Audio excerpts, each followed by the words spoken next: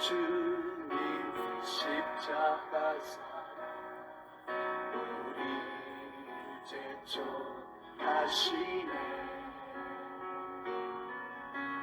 오늘 들고 예루살렘 향해 일어나. 잠언 4장 23절에 우리 마음을 지키는 것이 생명의 근원이다 라는 말의 뜻이 뭘까요? 왜 마음을 지키는 것이 생명의 근원이라고 말할까요? 그러면 제일 먼저 우리가 예수님을 믿기 전에 우리의 마음의 상태는 이 귀신이 들어가 있는 처소입니다. 처소. 그래서 마태복음 12장 43절에서 45절에 보면 막 귀신이 우리 예수 믿기 전의 우리의 마음에 자리를 딱 잡고 점령해 있는 거죠. 그러니까 예수님을 우리의 구주로 영접하는 순간에 예수가 하나님의 성령이 우리 안에 딱 들어오시면 그 흑암의 권세, 어두움을 좋아하는 흑암의 권세 귀신을 딱 쫓아내는 거죠. 그러니까 전도하러 가보면 이 무당들 또 귀신에게 잡혀가지고 점치는 사람들, 이런 사람들, 악한 영에 잡혀서 막 간질하는 사람들, 뭐 이런 질병에 걸려있는 사람들을 예수를 영접하게 딱 하면요, 순식간에 얼굴 표정과 눈빛과 모든 게 다 바뀌어버립니다. 그리고 예수를 영접하는 것이 얼마나 대단한지를 우리가 잘 알 수 있습니다. 자, 그러면 우리의 마음을 지키는 것을 방해하는 가장 악한 방해꾼이 누구냐 하면 바로 사탄입니다. 이 사탄은 이사야 14장 12절에서 15절, 그 다음에 에스겔 28장 11절에서 17절에 보면 사탄의 정체를 딱 드러내 줍니다. 그래서 왜 독재자들, 또 공산주의자들, 막스, 레닌, 스탈린, 또 마오쩌둥 이런 사람들, 또 로마의 모든 독재자들, 전 세계의 독재자들이 왜 기독교인들을 죽이려 하고 성경을 말살하려고 하냐면은 이 성경은 유일하게 사탄의 정체를, 영적인 존재를 정확하게 드러내어서 그 사탄을 쫓아내고 이기려면 어떻게 해야 되는가를 정확하게 가르쳐 주기 때문에 성경을 말살하려고 하는 겁니다. 그러니까 기독교가 들어가 버리면 공산주의, 독재자, 또 이런 악한 영의 세력들이 활개를 치지를 못하는 거예요. 왜? 성경의 그 정체를 다 드러내기 때문에. 그래가지고 성경을 막 불태우고 없애려고 하는데 이 하나님의 말씀 성경은요, 수천 년 동안 다 숨겨가지고, 뭐 알프스 계곡 같은데, 또 동굴 이런 데 들어가서 살면서, 또 뭐 로마 시대 때는 지하 무덤의 공동묘지의 밑에 땅굴을 파가지고 생활하면서 믿음과 신앙과 성경을 지켜낸 것입니다. 얼마나 놀라운지 모릅니다. 그래서 이 타락한 사탄이 원래 천사장 루시퍼가 타락을 한 겁니다. 그래가지고 하나님에게 받았던 막강한 권한을 남용하고 하나님을 향하여 같이 되려고 도전한 겁니다. 그러니까 하나님이 막 순식간에 쳐버린 거죠. 그래가지고 이 루시퍼가 자기 쫄병들을 3분의 1 이상을 데리고 하나님으로부터 추방당하여 이 지상에 있는 사람들에게 내려와서 지금 우리를 괴롭히고 있는 겁니다. 그래서 계시록 12장 14절에 보면 3분의 1을 데리고 하나님께 추방당했다는 것을 말하고 있습니다. 이 사탄은 그래서 사람들의 마음을 막 혼미하게 해가지고 어떻게 하든지 복음의 광채를 드러내지 못하고 사람들이 복음을 받아들이지 못하도록, 다시 말하면 하나님의 말씀이 우리 안에 딱 떨어지면 씨앗이 열매를 맺어 나가고 이 악한 영의 세력들을 이겨나가기 때문에 하나님의 말씀을 어떻게 하든지 못 듣게 합니다. 성경을 말살하고 예배 시간을 참석하지 못하게 하고 졸리게 만들고 이렇게 하는 겁니다. 자, 그래가지고 이 모든 것이 영적 전쟁, 전투예요. 그래서 우리는 지금 우리 안에 영적인 치열한 전쟁을 하고 있는 겁니다. 우리 마음 안에. 그래서 로마서 7장에 보면 바울이 오호라 나는 공고한 사람이다. 이 사망의 몸에서 누가 나를 건져내랴. 사도 바울과 같이 위대한 사람에게도 하나님의 법을 따라가려고 하는 영적인 존재가 있고 사람의 법을 따라가려고 하는 육신에 의존하는 그것으로 따라가려고 하는 다른 내 자아가 우리 안에 있다고 말하고 있는 겁니다. 그래서 지금도 모든 사람에게 동일하게 악한 영이 우리 안에서 역사를 하면서 우리를 계속 유혹하고 미혹하고 있는 것입니다. 그래서 그 전쟁에서 이기는 자는 승리하는 거고 지면 아담과 하와처럼 선악과를 따먹고 범죄해가지고 죽음의 길로 가는 겁니다. 지금도 이 전쟁은 계속되고 있는 겁니다. 그런데 성경은 우리에게 하나님은 영으로 존재하시는 분이시기 때문에 우리 육신의 눈으로 안 보입니다. 그런데 영으로 계시는 하나님이 사람에게 중요한 일을 맡길 때에 그 사람의 마음의 중심을 먼저 보십니다. 예를 들면 구약의 사울 왕은 처음에는 엄청 겸손하고 하나님의 말씀을 순종을 잘했습니다. 그런데 이제 이 왕을 오래 하면서 교만해져 가지고 하나님이 아말렉과 전쟁할 때 모든 아말렉과 관련되는 짐승과 모든 것들 다 죽이라고 그랬습니다. 안 죽이는 거요. 좋은 거, 때깔 좋은 짐승들, 뭐 돈 나가는 거, 값 비싼 것 이런 것들은 다 자기들이 노획해가지고 포획을 해가지고 가지고 있는 거죠. 그러니까 하나님께서 이 사울 왕을 패하기로 결정하시고 하나님의 영이 떠나버리니까 악신이 그 안에 들어갔어요. 이 사울이 완전히 지옥으로 가는 거죠.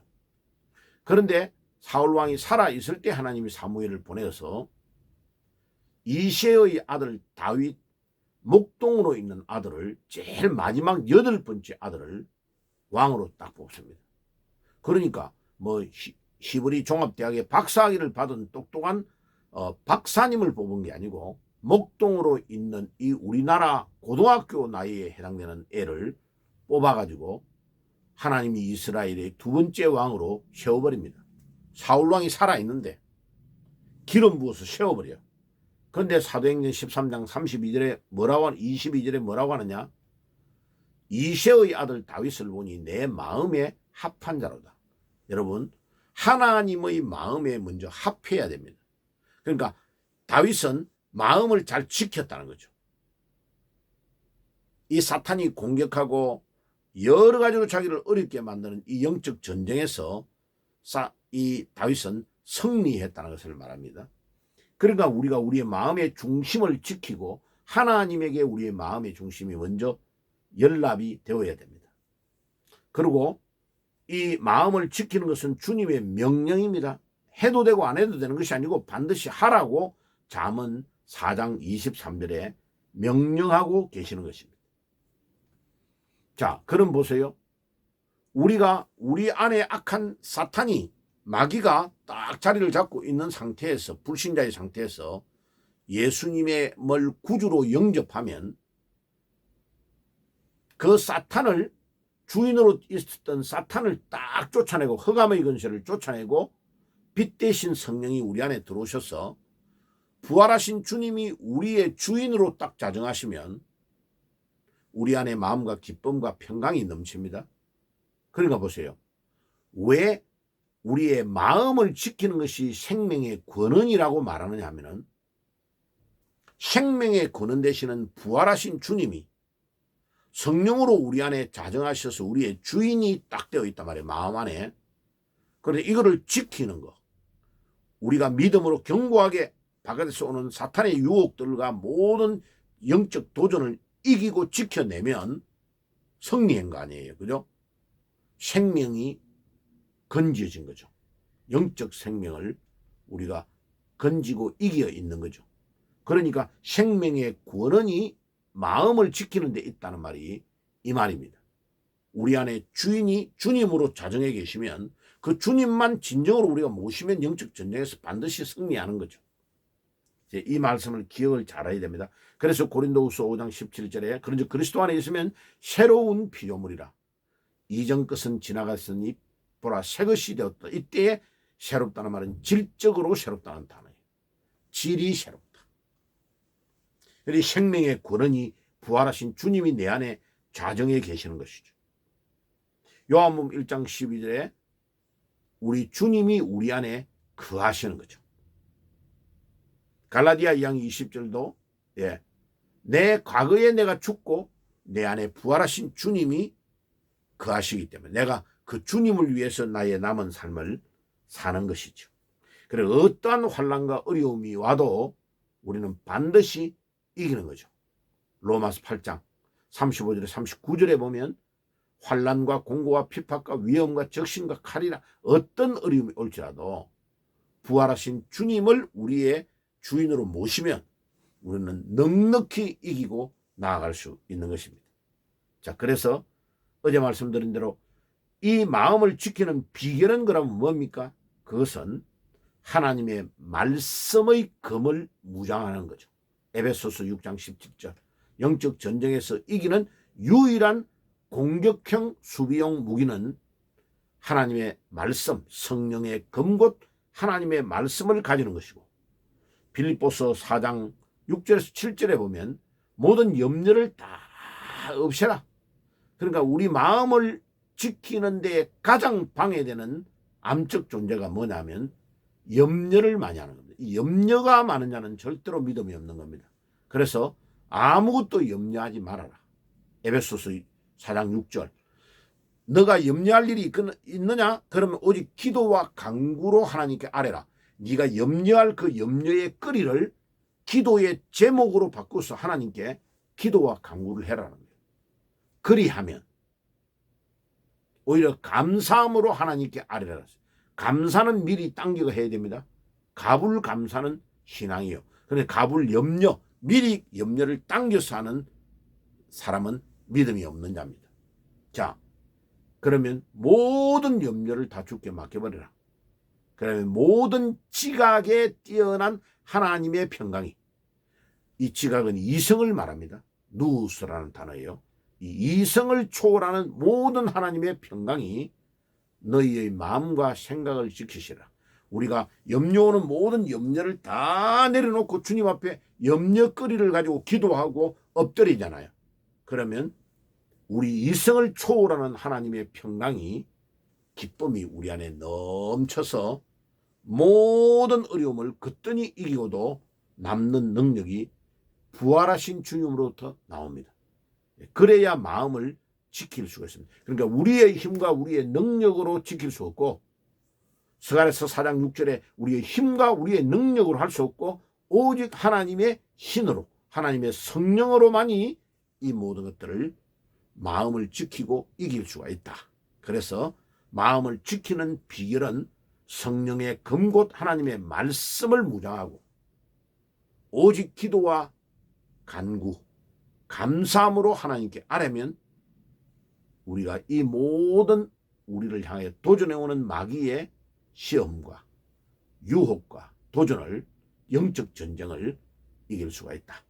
그래서 여러분들 주님으로 인하여 반드시 영적 전쟁에서 승리하고 마음을 지키는 여러분들이 되시기를 주의 이름으로 축복합니다. 기도하겠습니다. 하나님 우리 아버지 감사합니다. 오늘도 잠언 4장 23절에 마음을 지키는 것이 생명의 근원이라고 했사오니 주님, 이 마음을 지키는 비결은 오직 하나님의 말씀의 검으로 무장하고 그 다음에 기도와 간구를 감사함으로 아뢰일 때에 이길 수 있다고 했사오니 주님, 이 영적 전쟁에서 우리가 우리 마음을 지키고 꼭 승리하게 하옵소서. 예수님의 이름으로 기도드리옵나이다. 아멘. 지금은 우리 주 예수 그리스도의 은혜와 하나님 우리 아버지의 사랑하심과 성령님의 교통하심이 오늘도 모든 원수 마귀와의 싸움에서 영적 전쟁 이기고 우리 마음을 지키기를 소원하는 모든 주의 백성들 머리 위에 지금부터 영원까지 항상 함께 계실지어다. 아멘. 영원한 아빠사 우리 제촉하시네 오늘 들고 예루살렘